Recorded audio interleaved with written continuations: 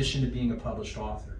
So I'm originally, well, my name is Willie Cartwright. I'm originally from Birmingham, Alabama, but I've been here in Atlanta for 25, 26 years.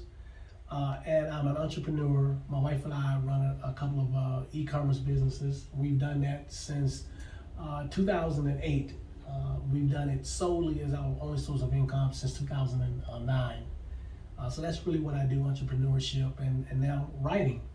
Wow, so let me ask you this before we get into, of course, the topic of the day. What would you say was that pivotal moment for you to say, hey, look, I need to tap into this talent or this gift that I have? Because it is a gift to be able to write and articulate and share narratives and things along those lines. I had a message that I wanted to get out. I've never considered myself to be a really good writer at all. That's why you have to have a good editor. But it was more about a message that I wanted to get out to people. And so thinking about whether or not I was a good writer or whatever wasn't something that was on the forefront of my mind. It was more about there's something I want to say that I think would benefit people and I think would help people. The best way I think to do it, the best avenue I think to go about it is to put it in a book. And so that's what I did. And I'm glad you said that because some people feel like, and don't get me wrong, it does help to have a command of this, a command of that, but the most important thing is having a command of using your voice. And if there's a message you're trying to deliver it in a way that people can understand and follow. And I'm glad you said that because some people are like, well, I can barely spell my name. And that's why you get someone to edit. Or I'm glad you said that. So hopefully that's just a nugget for people who have thought about writing to give it a little bit more consideration. So now here we go. Here is your book. Walk through with us if you'd love to go ahead and showcase that wonderful masterpiece that you've gotten done. Seriously, go ahead and showcase the book and the title and give us a little bit of the motivation behind the direction you're going in.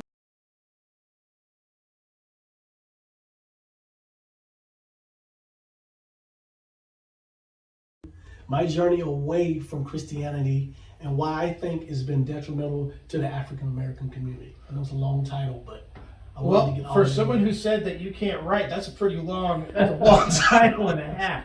Now, of course, the title is going to draw some eyes and be like, what is this person talking about? And the direction they're going in. So walk through with us the initial premise or motivation behind this particular book. So like most people, I would say like most African Americans, especially in my generation, and especially being born and raised in the South, I spent most of my life as a Christian, up until I'll say 5 or 6 years ago. So that would be the better part of 40 years. And before my mother passed, she was a minister. She became a minister later on in her life. But even as a kid, I had questions about the faith.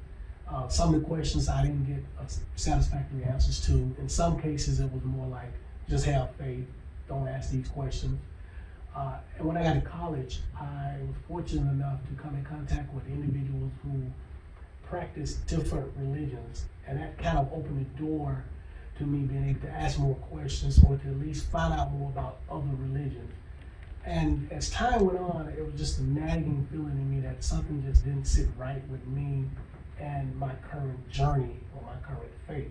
So I started researching more, doing more reading, a lot more study. And in the fall of 2015, I mentioned to my wife, I just said, this whole Christianity thing is just not working for me. And ever since then, I've been on a journey, not a journey necessarily searching, but just a journey exploring, the things that make me tick, what makes me happy, and really learning more about not just Christianity, but other religions and religion in general, which I think is a very interesting topic. So that's where I am. So it's still a journey.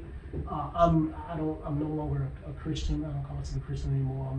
I'm what people would commonly call a non-believer. Okay, and I'm glad you walked through that. So let me ask you this, because even in breaking that down, would you say during this journey, are you pointing out, we'll say, disconnects that you feel are within Christianity, or is it across the entire faith community?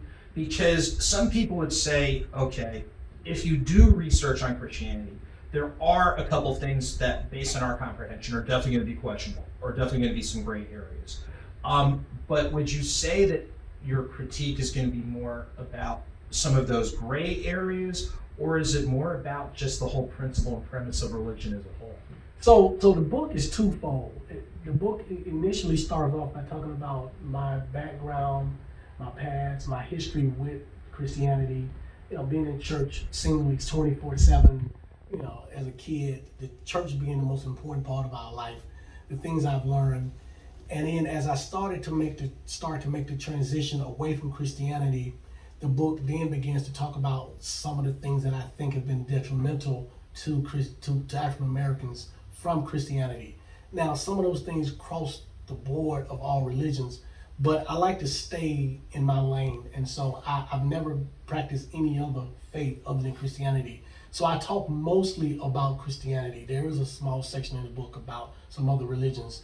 And in the book, I also give some historical text things, some things that are historical. So you get some other stuff inadvertently about other religions. But mostly the book is about my journey away from Christianity and why I think Christianity has been detrimental to our community. And so I highlight 4 or 5 different things, and these are based on my experiences and what I've seen in the community and what I've done my research and study on. Okay, so let me ask you this question. In doing your research and looking at some things that you feel are questionable or detrimental, would you say that as a course of your research, is it more about the general principles, or is it more about how it's applied? Because we know religion has been misused. We know that from Blessed are the meek, for they shall inherit the earth. That was always indoctrinated in regards to slavery. There's other things where it has been misused. And we know, if you do your research, I'm sure you're familiar with the Apocrypha, the missing books of the Bible, which take out talk about Christ's early years, because it's like he was born, he had the incident where he, in the synagogue, and then it goes into his adulthood. So we know that there are some gaps, and we know there's been some misuse or manipulation. So would you say, based on your study, is it more of a critique of how it's been misused, or is it a critique that this has no weight, no bearing, or anything? What would you say your primary source of critique would be? So it's actually all of it. So if you go on the premise solely that the Bible has been misused, I think you have to ask yourself a couple of questions. How can a book supposedly inspired by God allow itself to be misused, or how does it have information in it that can be misused? But then if you go back and you actually study religion and Christianity, it's more than just the misusing of it. It's the actual content that's in it. That's a problem, or should be problematic for some people, and for me it was. Okay. So in doing your research and peeling back the layers, what are some of the key themes that you are basing your, some people would say, the legitimacy of your critique? Legitimacy of my critique? Well, and I'm saying that because we know that when people do research, it's like, well, have this designation, or I've done this extensive research, what have you, because some people are going to say, okay, and I'm sure you've heard this, some people might argue, well, here's someone who's just disconnected, or someone who has some type of beef, or things along those lines, but you're pointing out, hey, look, based on my personal journey, these are some things that just don't sit right with me. So again, and some people would I'll just be honest, some people would question the legitimacy of, the principles or premises, because like we said before, there are definite gaps based on our understanding, our comprehension, and our experience. But what would you say, based on your journey, are some of the key themes that you're like, these are the reasons why I'm like, some of this really doesn't add up for me, and chances are might not add up for other people? So if we begin with the very beginning of the Bible itself, the content, what's in it, the whole Genesis story. Those people who are familiar with the Genesis story, and if you're also familiar with religion as a whole, we understand that Genesis story is not original to the Bible, and that story, there are stories similar to it that precede the Genesis story, precede the Bible. A lot of the other stories within the Bible are not original, and they come from much older religions. a lot of the stuff in the Bible don't make logical sense. That's why they tell you to have faith. So those are some content things that are a problem. Also, if you look at the Bible is very much sexist, misogynistic. It condones rape, condones mistreatment of women. It condones feticide, slavery, and some other atrocities.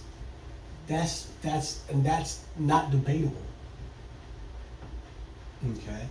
Now let me ask you this, and you point out some interesting, I'll say, disconnects and ambiguities, but then some would argue, okay, for the Bible you have the Old Testament and the New Testament. In the Old Testament it was one way of thinking that was slanted in one particular way, then the New Testament pivots in a totally different direction.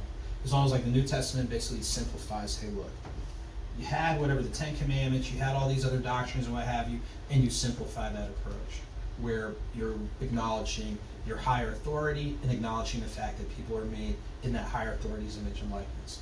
Another thing that you point out, and some people would say, based on, we'll say, the hierarchy or the structure, is that right below God is what? Man. And God basically, through the doctrine of free will, whatever you want to call it, basically is giving man the same potential ability to do what he does, etc., so on and so forth, and there's been misuse. So I'm just pointing it out because those are probably some of the criticism that you've heard and probably some that you're going to hear. What would you say as a response to, okay, there are some things in there that are slanted one way, like women couldn't do certain things, and we know, okay, the reality is, hey, that's a little bit questionable, debatable. But when you look at, let's say, that pivot in doctrine from the Old Testament to New Testament, and a couple other things, what would be your response to that? It's like, okay, we acknowledge that, but here's where there have been some changes. So how would you respond? Where do you see those changes at? Because those changes were not in the New Testament. So now that's so in the way you asked the question, you are implying that the issues are minimal. But they're not. If you do a historical search of the Bible, God either condones acts or calls for over 2 million killings in the Bible. That's Old Testament and New Testament. If I'm a God who's all-knowing, all-powerful, why do I have to create a New Testament to get us over the Old Testament? It should be it's one book. Everything, people always say that the God of old is always the same God all the way through, from the beginning to the end, currently.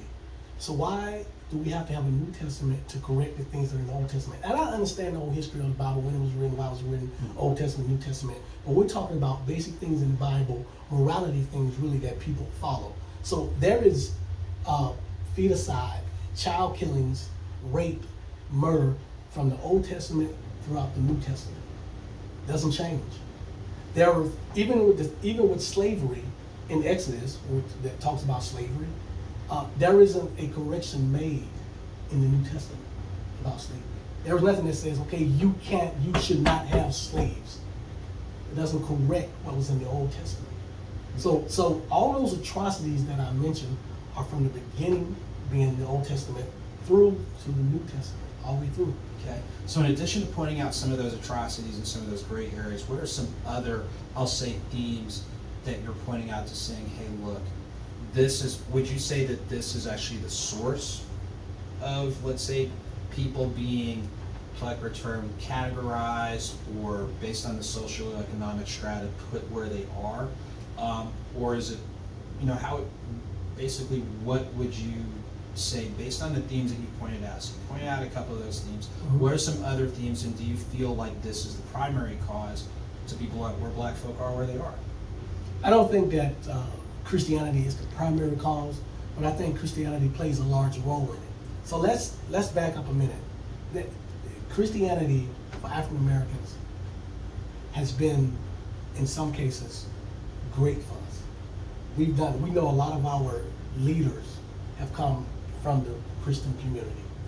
We know that we've done a lot of good things in the name of Christianity. But Christianity also has hurt us in a lot of ways. It has made us more docile, too forgiving. It has taken resources from our communities. If you look at just the financial resources alone, since 1980, the black community, black churches have collected $480 billion. And that's in the book, and it gives the where I got that information from. But $480 billion from the African American community since 1980. And if we drive around any urban city, the things that we notice is churches on every corner, but most of those cities are in total decay. So what could have been done with that $480 billion? How could we better have used those financial resources? And you make a good point, but you also, people would say, if you look at texts like before the Mayflower, talking about the purchasing power of the black community as a whole, and we know how that dollar basically does not stay in the black community. So you can make an argument that, okay, the church, which is this community pillar, has accrued this type of wealth. We don't necessarily see it redistributed to the level that it could be. That is a valid argument. It should be. But by the same token, if black folk are in the top 5, top 10 in purchasing power, and that dollar gets redistributed maybe 20, 30 minutes, is that the church's fault or is that the individual's fault?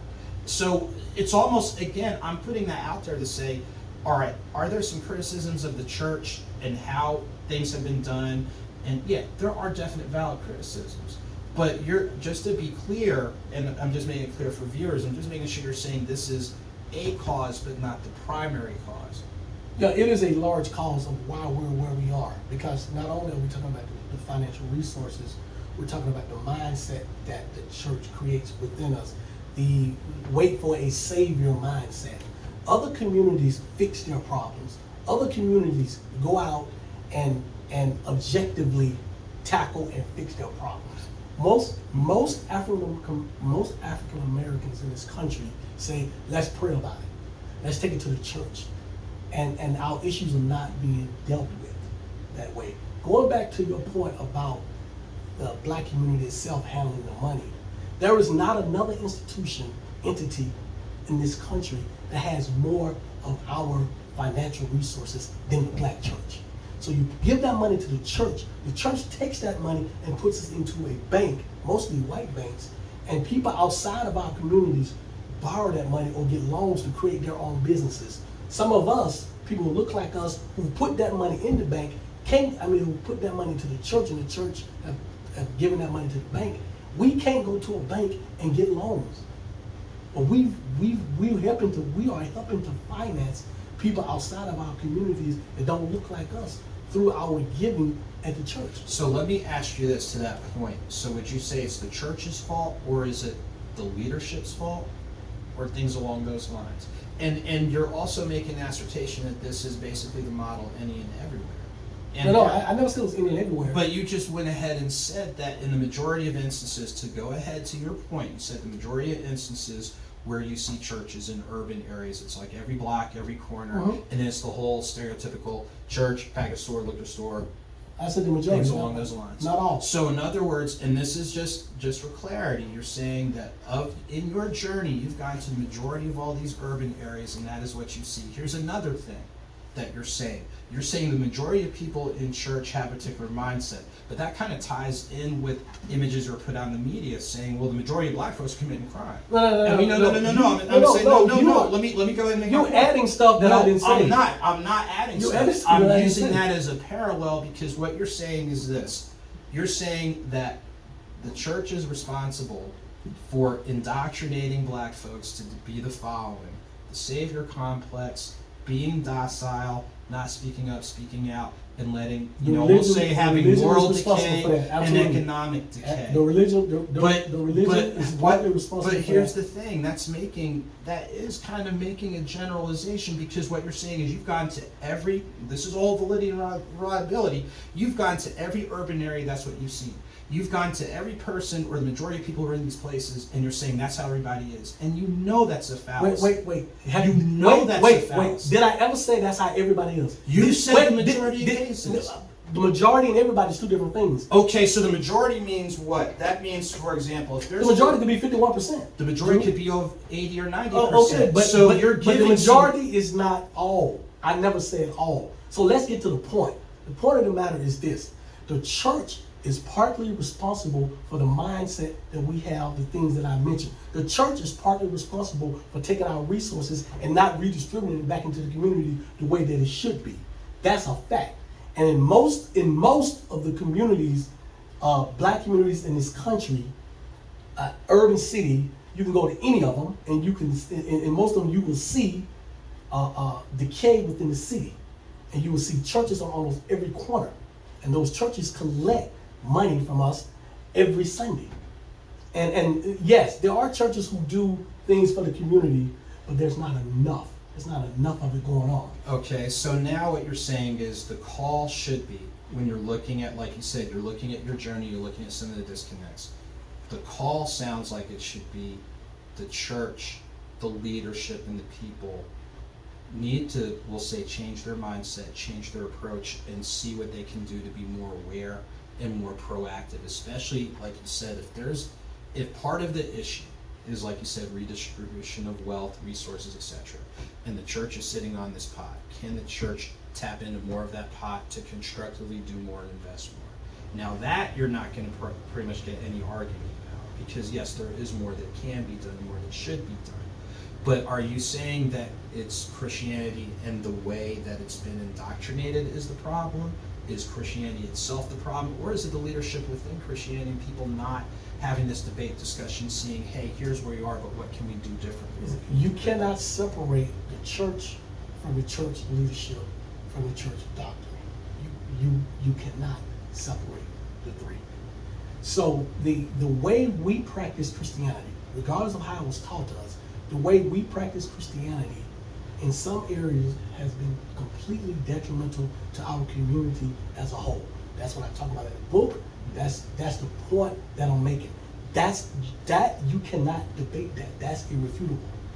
Now you might not agree to what extent, but our belief system, as the majority of African Americans in this country are Christians, our belief system, our belief in Christianity is part of the issue. But here's the point. The point is not the objective things that we're talking about, the redistribution of money, the mindset, all that stuff, is not necessary. I have this debate with people all the time. Church hurt, what the church is or not doing has nothing to do with why I'm not a Christian anymore. And that's really what we should get to. Those are just things that I found to be an issue within the church. But it's also issues like that in other organizations. But here's what I tell people all the time. I said, when those things are not right, you get people in the church who start to ask questions. People in the church who start to do research, start to study, and then their eyes open up. And that research, that really reading the Bible from cover to cover, is what takes people away from Christianity. All the stuff that we mentioned is the things that make them run to do the research. You understand me? So if I'm in the church and I'm like, wow, this something's just not right. They're not redistributing the money like they should. This doesn't really sound something that would be of God, of the Bible. Maybe I need to look and see where this is in the Bible. And then he started reading, and then it's like, oh, wait a minute. God calls 40 kids to be killed and slaughtered by 2 bears because they laughed at a bald-headed gentleman. That's in the Bible. That's in the Bible. You're like, oh, wow, well? Then they flip the page and they read something else. So if I rape a woman, this is in the Bible, she is forced to marry her rapist. Really? And so it's on and on and on and on, and it's a roller coaster. And then they start to really question, what is this faith really about? And then they start studying the whole history of Christianity, from when it started in Judea, which was a Roman stronghold, and then they go all the way through, and they start asking questions like, this is really, something's really not right about this. Now I'm not saying that, I'm not trying to deconvert anybody. I'm just really talking about my journey, and I also wanted to touch on some of the things that I found problematic within the Christian community. That's what we are. And I think, the biggest takeaway before we go to our first commercial break is this. And part of it, you agree to disagree, but I think the bigger thing is if you have a question, ask it. I think that's probably going to be one of the key takeaways, definitely for me. Now, before we go to break, what are the best ways for people to stay connected, to keep this conversation going, as well as purchase your book? So they can purchase the book on Amazon.com under the title From Saved to Sane. My journey away from, and it's there, my journey away from Christianity. Also, they can find it under my name, Willie O. Cartwright, and get the book there. I have a YouTube channel called called Saved to Sane, SAVED, the number 2, Sane, SANE. Follow me on that. Facebook, I'm under WC O'Neal. If you want to follow me on Facebook, because I post a lot of stuff about religion on Facebook. And Instagram, I think I'm Willie Cartwright 1906. And if you want to shoot me an email, W.O. Cartwright, that's CARTWRIGHT @yahoo.com. Okay, I'll tell you what, interesting debate and discussion, but I think, again, it's always good every once in a while to bring, we'll say, alternative points of view, Absolutely. alternative perspectives, Absolutely. and everything. So we thank you. And possibly we're going to have you stick around a little bit I later. will. We're going to, you better. So we're going to go ahead and take our first commercial break. So stick around for the next half of the conversation.